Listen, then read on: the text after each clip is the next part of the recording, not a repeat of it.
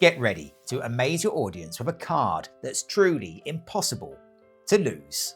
Entirely self-working, this miracle works with any shuffled deck and requires no tricky moves. So, grab some cards, hit subscribe for more confidence building tutorials, and let's uncover the impossible. Okay, so as ever, let's just kickstart by taking a look at the effect itself, a super mysterious location. And we're going to start with a shuffled deck, so just hand the cards to a spectator.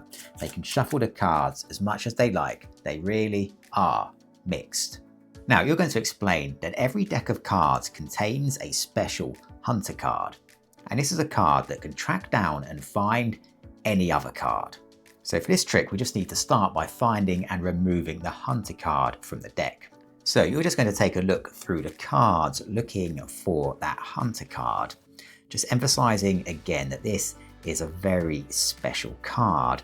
Once you find that card, you can just remove it and place it on the table. And to make sure that we can always keep track of that card, we're just going to reverse it and place it into the deck. Placing the rest of the cards here on top, you can explain that we now have a way to always know exactly where the hunter card is. However, we now need a card for the hunter card to track down and find, and we want to make sure that this is as random as possible. So you're now just going to ask the spectator to cut about a third of the deck. It's a totally free choice. They can cut the cards wherever they like and just place these down to your right. And with that done, ask them to cut about another third. Again, it's a totally free choice, and just to place these cards to your left.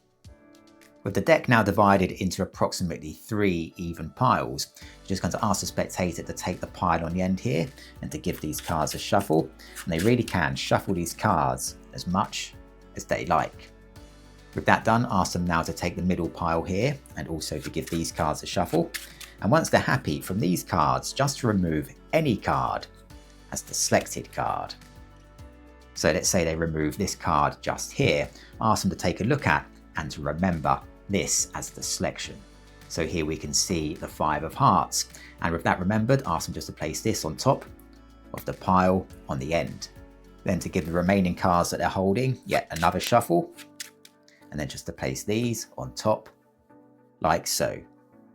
You can emphasize at this point that the selected card is now randomly lost between 2 shuffled packs of cards. However, to make sure things really are as mixed as possible, you can place the remaining cards here on top and just invite the spectator to give the deck a couple of cuts. And they really can cut the cards wherever they like. It's a totally free choice. There can be no doubt that a selected card is now well and truly lost. There's absolutely no way that anybody could know the position of that card. However, you can explain that the hunter card somehow will always be able to track down and find that card. The first thing we need to do though is just to find the hunter card itself. Reminding the spectator that we reversed this card in the deck, you're now going to deal 4 even piles of cards and ask the spectator to keep an eye out for the hunter card. So you're just going to deal the first pile of 13 cards to the table. 1, 2, 3, 4, 5, 6, 7, 8, 9, 10, 11, 12, 13. And you're going to continue exactly the same for 3 more piles. 1, 2, 3, 4, 5, 6, 7, 8, 9, 10, 11, 12, 13. Third pile.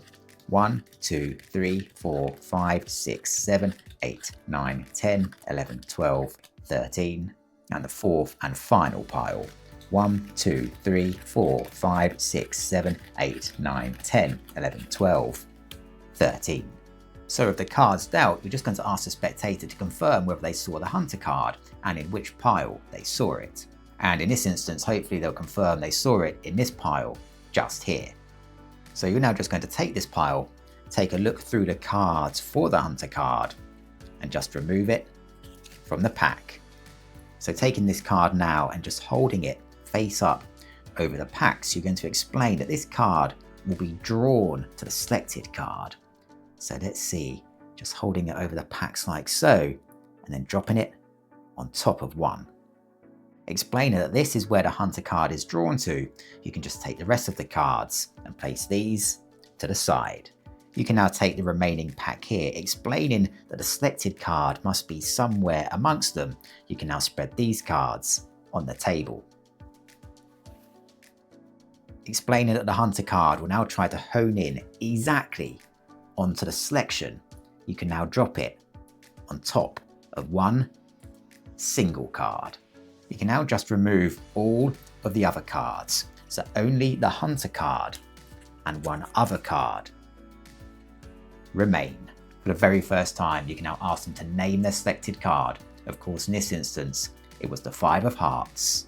And now you can reveal that the hunted card just here is indeed the 5 of hearts. Okay, so let's take a look at the secret to this effect. Now, you really do start with a shuffled deck. The spectator can shuffle the cards as much as they like. You're now going to look for your hunter card, and here's what you do. Starting from the face of the deck, you're just silently going to count to the 27th card. So in this instance, the 27th card is the 7 of clubs. I'm just going to remove this and place it on the table. You're now just going to reverse this card, taking it and placing it face down on the remaining cards you're holding. Then just take the cut cards here and place these back onto the bottom of the deck. Turning the deck face down again, your hunter card is now the 26th card from the top. Invite the spectator now to cut about a third of the deck and just place this to your right, and then about another third from this pack here and just place these to your left. So here we now have the original middle section of the deck, which will contain the hunter card, the original bottom section, and the original top section. Ask the spectator to take the pack on the end here and just give these cards a shuffle, and then to take the middle pack here to give these cards a shuffle, and then to select any card as the selected card. So here we can see the Jack of Spades. Ask the spectator to place this on top of the pack on the end, to give the cards they're holding another shuffle, and then to place these on top of the pack. You can then place the remainder of the deck here containing your hunter card on top of all. The hunter card is now exactly 26 cards away from the selected card, and you can just ask the spectator now to give the deck 1 or 2 complete cuts, as the order will be maintained. You're now going to deal 4 piles of cards, one at a time, each consisting of 13 cards. So 1, 2, 3, 12, 13. And now 3 other piles, exactly the same. Noting which pile contains the hunter card, so in this instance this pile here, you're now going to determine the pile that contains the selected card. And the selected pile will always be 2 piles along to your right. So in this instance the hunter card is in the second pile here, so the selected card is going to be in the 4th pile here. If the hunter card was in the first pile here, then the selected card would be in the 3rd pile here, and so on. You're now going to take the pile containing the hunter card and fan through the cards in order to remove it. But as you do this, you're secretly going to note its position, and the spectator's card is going to be in exactly the same position in the selected pile. So here we can see it's the 3rd card from the bottom, so we now know the spectator's card is the 3rd card from the bottom of the 4th pile here. Removing this card from the pack, you can now just drop it on top of the selected pile and remove the other cards. Spreading the selected pile on the table, you can now identify the spectator's card, which we know to be the 3rd card from the bottom just here, and now you can drop the hunter card directly on top. You can then simply just remove all the other cards. And in any way that you like, you can reveal the spectator's card has successfully been hunted. In this case, the Jack of Spades. And there you have it. Remember, every new trick you learn is proof that growth comes step by step. So keep stacking those steps and you'll see progress in magic and in life. Thanks for watching, and I'll see you in the next tutorial.